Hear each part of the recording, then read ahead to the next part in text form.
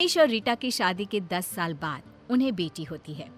रीटा, तुमने मुझे जिंदगी की बहुत बड़ी खुशी दी है। तुम भी ना, ये सब भगवान की कृपा है। बस हमारी बेटी बड़ी होकर कुछ अच्छा करे। रीटा की सास बिंदिया ये खबर सुनकर गांव से चली आती है। हम अब से यहीं रहेंगे, दादी पोती साथ में खेलेंगे। अपनी पोती का नामकरण भी हम ही करेंगे। आज से हमारी गुड़िया का नाम होगा सना। आओ मेरी गुड़िया, दादी के साथ खेलोगी ना। वक्त गुजरने लगता है, सना बड़ी होने लगती है। अब सना 10 साल की हो गई है। दादी पोती एक साथ एक ही कमरे में सोते हैं। एक रोज सना आधी रात को घबराकर उठ जाती है। अरे क्या हुआ मेरी बच्ची, तू इतनी घबरा क्यों रही है? दादी, मैंने एक औरत को देखा जो मेरे बेड के नीचे से निकलकर मेरे ऊपर आकर बैठ गई और मुझसे कुछ कहना चाह रही है। अरे बिटिया, मैं हूं ना तेरे साथ। देख देख, तेरे बेड के नीचे कुछ भी नहीं है। मेरी बच्ची आराम से सो जा। अगले दिन फिर वही सब होता है। फिर सना सपना देखकर उठ जाती है। दादी, सपने में फिर मैंने उसी औरत को देखा। वो फिर उसी तरह मेरे बेड के नीचे से मेरे ऊपर आकर बैठ गई है और मुझसे यहाँ से जाने को कह रही है। कौन हो सकती है और कोई तेरे सपने में क्यों आएगा? अच्छा बेटी, वो दिखने में कैसी है, तू बता सकती है? हाँ दादी, बड़ी बड़ी आंखें, गोल चेहरा, लंबे बाल, मोटे मोटे गाल, पतली दुबली, मानो जैसी कोई मॉडल हो। क्या? ये तो नीता है, लेकिन उसका तेरे सपने में आने का क्या मतलब है? दादी, ये नीता कौन है? अब कुछ नहीं मेरी बच्ची, तू सो जा। हाँ। अब बिंदिया की डर के मारे हालत खराब हो जाती है। वो रात भर सो नहीं पाती। अगली सुबह बिंदिया सारी बातें उमेश से कहती है। उमेश, वो वापस आ गई है। इस बार उसने अपना शिकार हमारी सना को बनाया है। सना को कुछ हो गया तो हम तो मर जाएंगे। क्या माँ, आप भी कैसी बातें कर रही हो? सपने से भला क्या होता है? कौन सा वो सच में निकल कर बाहर आ जाएगी?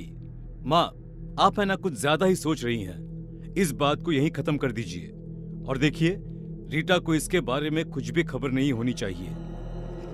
उमेश की बातें बिंदिया के दिमाग से आर पार हो जाती है और वो नीता के बारे में ही सोचती रहती है। पहले तो सना को सपने रात में आते थे, लेकिन अब तो उसे दिन में भी सपने आने लगते हैं। एक शाम जब सना सोकर उठती है और जोर जोर से रोने लगती है। नहीं, मेरी मम्मी को कुछ मत करना। मैं वो सब करूंगी जो तुम कहोगी। क्या हुआ मेरी बच्ची, तू रो क्यों रही है? मम्मा वो आपको मार देगी। वो रोज रात को मेरे सपने में आती है, कभी मेरे बेड के नीचे तो कभी मेरी अलमीरा के पीछे छिपी रहती है। क्या बोल रही है बेटा? मुझे कुछ समझ में नहीं आ रहा। कौन आ जाती है और मुझे क्यों कुछ करेंगे? अम्मा, एक औरत मेरे सपने में आती है, मेरे बेड के नीचे से निकलकर मेरे ऊपर आकर बैठ जाती है और कहती है ये उसका घर है, वो आपको मार देगी क्योंकि आपने उसकी जगह छीन ली है इस घर में। बेटा, ऐसा कुछ नहीं है और सपने ना सच नहीं होते। आपकी मम्मा को कोई नहीं मार सकता। रिया सना को तो शांत कर देती है, लेकिन उसके दिमाग में ये सब चलने लगता है और वो अपनी सास को ये सब बताती है।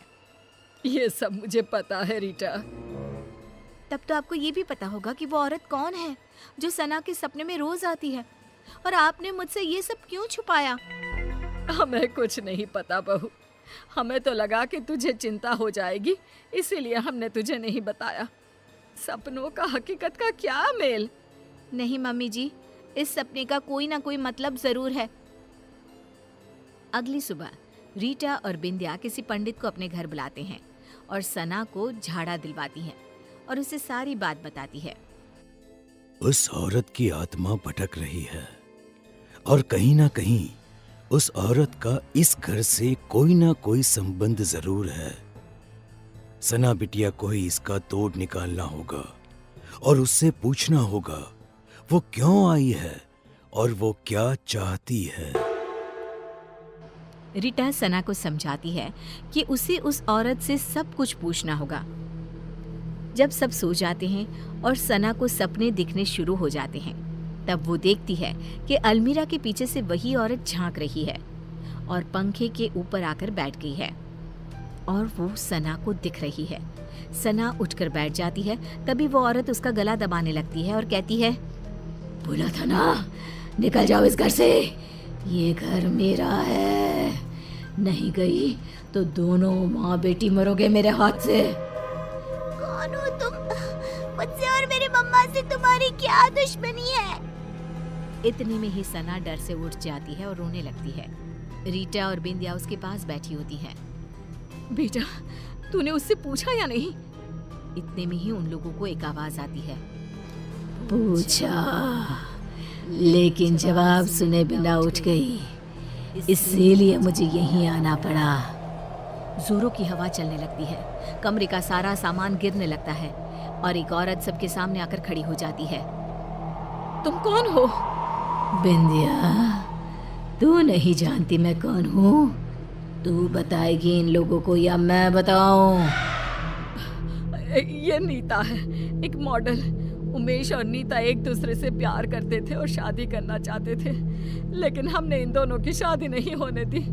हमें नाचने वाली बहू नहीं चाहिए थी, इसीलिए हमने उमेश से भी झूठ कह दिया कि नीता उसे धोखा देकर किसी और के साथ भाग गई है और उमेश की शादी तुमसे करवा दी।